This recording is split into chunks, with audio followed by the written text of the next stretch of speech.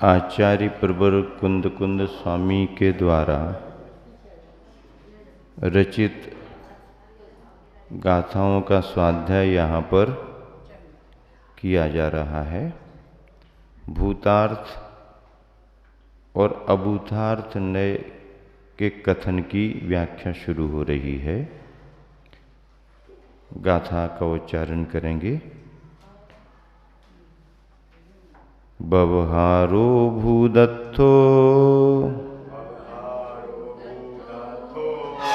भूदत्तो देशिदो दुशुद्धिनवो भूदत्तमस्सिदो खलु सम्मादिट्ठी हवदिजीवो। एक साथ मिलकर बवहारो भूदत्तो भूदत्तो देशिदो दुशुद्धिनवो भूदत्तमस्सिदो खलु सम्मादिट्ठी हवदिजीवो। समयसार ग्रंथ की 13वें नंबर की गाथा है ये। अन्व्यार्थ देखिए, मिलान करें। बवहारो व्यवहार नय, अभूदत्थो अभूतार्थ है, दु और शुद्ध नवो शुद्ध निश्चय नय, भूदत्तो भूतार्थ है। ऐसा देशीदा ऋषियों ने बताया है, मुनियों ने कहा है। जीवो जो जीव भूदत्थम अस्सिदो भूतार्थ के आश्रित है, खलु निश्चय ही वह सम्मादिट्ठी हवदि सम्यक दृष्टि होता है। व्यवहार नय अभूतार्थ है और शुद्ध नय यानी निश्चय नय भूतार्थ है। ऐसा ऋषियों ने महर्षियों ने बताया है, ज्ञानियों ने गुरुओं ने बताया है। एवं और जो जीव भूतार्थ के आश्रित हैं, अर्थात जिन्होंने भूतार्थ का आलंबन लिया है, जिन्होंने निश्चय नय की दृष्टि को पकड़ लिया है, वही सही मायने में सम्यक दृष्टि होता है। सही मायने में वही सही मायने में सम्यक दृष्टि होता है, सच्चे अर्थों में सम्यक दृष्टि होता है। अपन कहते हैं कि भैया जो तुम कह रहे वो तो बात सही है, लेकिन सच्ची बात तो ये है, अब आप समझो या ना समझो, जो आप कह रहे हैं वो हम समझ रहे हैं और आप गलत नहीं बोल रहे, लेकिन सच्ची बात तो ये है।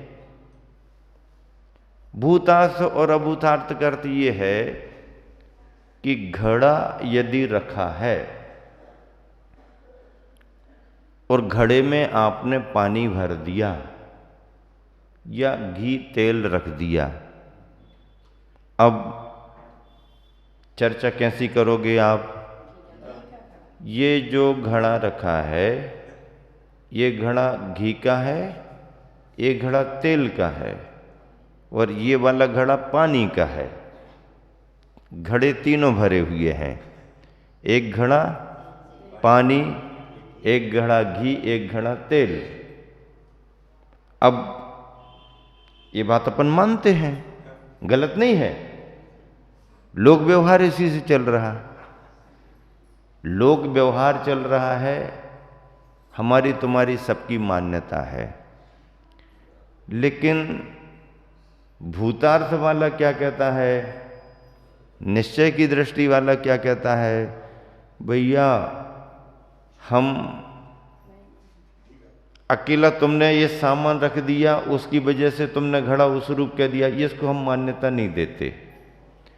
घड़े में तुमने घी तेल रख दिया, ये तुम्हारी बात है, लेकिन घड़ा घी तेल का नहीं है, घड़ा तो मिट्टी का है। घड़ा किसका है? घड़ा किसका है? घड़ा किसका है? मिट्टी का है ना। तो हम तो मिट्टी के घड़े को मिट्टी का घड़ा मानेंगे। आपने तेल रख दिया है तो तेल रखने के कारण तेल का घड़ा मानो, हमें क्या दिक्कत?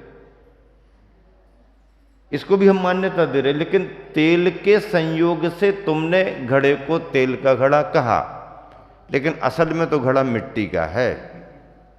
अब दो दृष्टियां और दो कथन, दो दृष्टियां और दो कथन। एक दृष्टि ये है कि जिस संयोगी संबंध में वो वस्तु है उसे भी हम मान्यता दे रहे हैं, लेकिन नजर हमारी क्या है? जिसका संयोग है उसका वियोग होगा, प्योर तत्व बचा रहेगा। कर्म के संयोग से, कर्म पौद्गलिक होने के कारण जीव के प्रदेशों में कर्म बंधे हुए हैं, भेदे हुए हैं, कर्म मूर्त हैं। उस संयोग के कारण हमने जीव को भी मूर्त कहा। ये हमारा अभूतार्थ कथन है, भूतार्थ नहीं है, अभूतार्थ है। संयोग के संबंध को हमने वो रूप दिया, लेकिन अभूतार्थ भी सर्वथा गलत नहीं है। लोक मान्यता में उसे भी स्वीकार किया जाता है, पर पैनी नजर क्या है,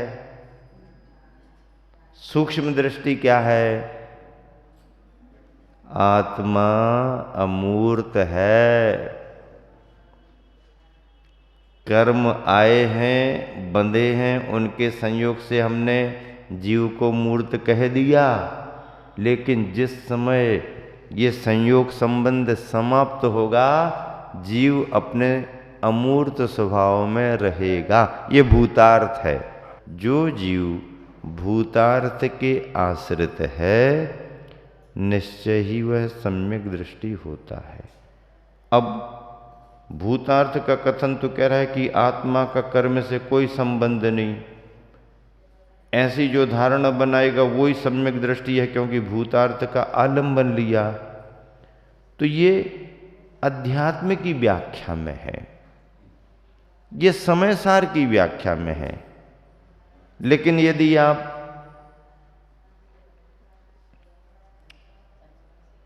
व्यवहार नय में आओ, श्रावकाचार को पढ़ो, अन्य नयों की विवक्षा में जीव के स्वरूप को समझो, तो द्रव्य संग्रहकार कहते हैं जीव मूर्त भी है, अमूर्त भी है, भोक्ता भी है, अभोक्ता भी है, कर्ता भी है, अकर्ता भी है, संसारी भी है, सिद्ध भी है। सब कह दिया। नहीं, आप तो एक बात बताओ, एक कथन हो ही नहीं सकता। कोई भी कथन होगा अपेक्षा को लेकर के होगा, और अपेक्षा जैन दर्शन का प्राण तत्व है। हाँ, उसके बगैर कोई बात बनती नहीं। अपेक्षा कथन पद्धति, इस अपेक्षा से, इस अपेक्षा से, इस अपेक्षा से। व्यवहार न भावार्थ, व्यवहार न अभूतार्थ है, क्योंकि वह विशेषता पर्याय को दृष्टि में रखकर विषमता को पैदा करने वाला है। विषमता यानी पर के संयोग संबंध को स्वीकार करता है, तो वो समता के बाहर का स्वभाव विषमता, पर शुद्ध न भूतार्थ है, क्योंकि वह समता सामान्य द्रव्य को अपनाकर एकत्व को लाता है। भूतार्थ या समता को अपनाने वाला जीव ही सम्यक दृष्टि होता है। व्यवहार ने भेद रत्नत्रय को लेकर चलता है। व्यवहार ने कैसे चलता? भेद रत्नत्रय। भेद रत्नत्रय क्या? सम्यक दर्शन, सम्यक ज्ञान, सम्यक चारित्र, तीनों एक साथ रत्नत्रय, तीनों एक साथ रत्नत्रय। लेकिन भेद रत्नत्रय प्रारंभिक अवस्था में होता है, आगे बढ़ करके वही अभेद रत्नत्रय बनता है। अमृतधारा, अमृतधारा नाम की कोई वस्तु नहीं है। किसी पेड़ पौधे में अमृतधारा नहीं आती। पेड़ पौधों में आने वाली सामग्री से अमृतधारा बनाई जाती है, बात अलग है, लेकिन डायरेक्ट अमृतधारा बन के नहीं आती। अमृतधारा बनाना तो क्या लाओ?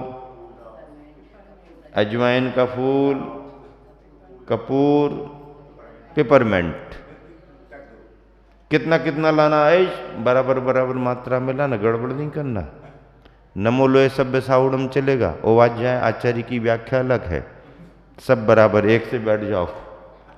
नमो लोए सभ्य साउड़म, बराबर बराबर मात्रा में लाओ।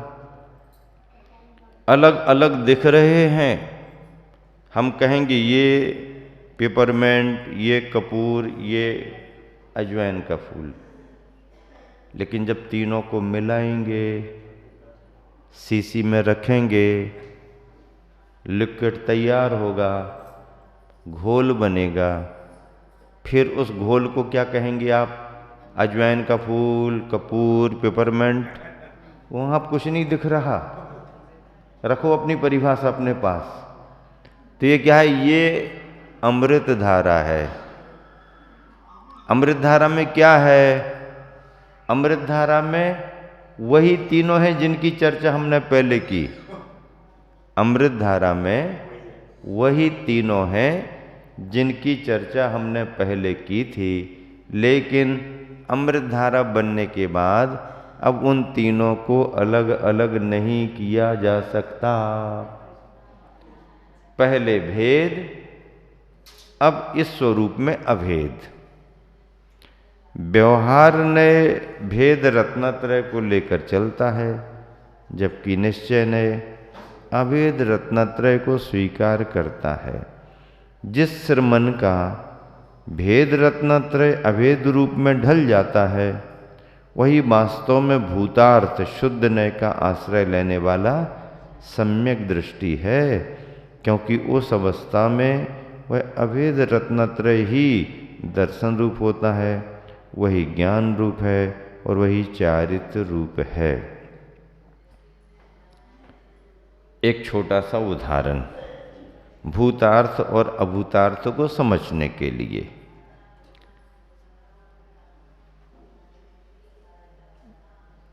ग्रीष्मकालीन सठखंडागम की वाचना में पंडित पन्नालाल जी साहित्याचार्य प्राय करके इस उदाहरण को सुनाते थे। आचार्य से भी खुश होते थे उदाहरण सुन करके।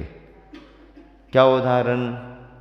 उदाहरण ये है कि एक भक्त आदमी था, संपन्न था, धनाढ्य था। वह अपनी मान्यता से अपने घर पर गणेश जी रखे हुए था, उनकी पूजा करता था। संपन्न होने के कारण उसने सोने के गणेश जी बनवाए। हाँ, सोने की प्रतिमा बनवाई। वाहन चूहा भी रखा, अच्छा सोने का, बढ़िया, दोनों जोड़ी से। हाँ, चिन्ह भी और भगवान भी। हाँ, गणेश जी और चूहा दोनों थे। करता रहता था काम अपनी भावना से। कुछ समय उसका धीरे धीरे कुछ खराब समय आया, परेशान होने लगा। अब परेशानी दिखी तो घर के जो पुराने सामान रखे उनको निकालो, इसको कम करो, इसको कम करो, बेचना शुरू कर दिया। अब बेचते बेचते स्थिति ये आ गई कि अब वो पूजा गृह में रखे थे तो सोचा अब क्या करें। कोई बात नहीं, चलो गणेश जी को रख लो, चूहा को बेचाओ, कुछ तो पैसा मिलेगा, सोने का है, ऐसा वैसा थोड़ी है। थैली में रखा और धीरे से चुपके से सुनार के यहां जाके दिखाया। हाँ, बिल्कुल सही है, क्या भाव, ये वो, ठीक ठीक, हाँ, इस हिसाब से तुम्हारा सोना खरीदा जाएगा।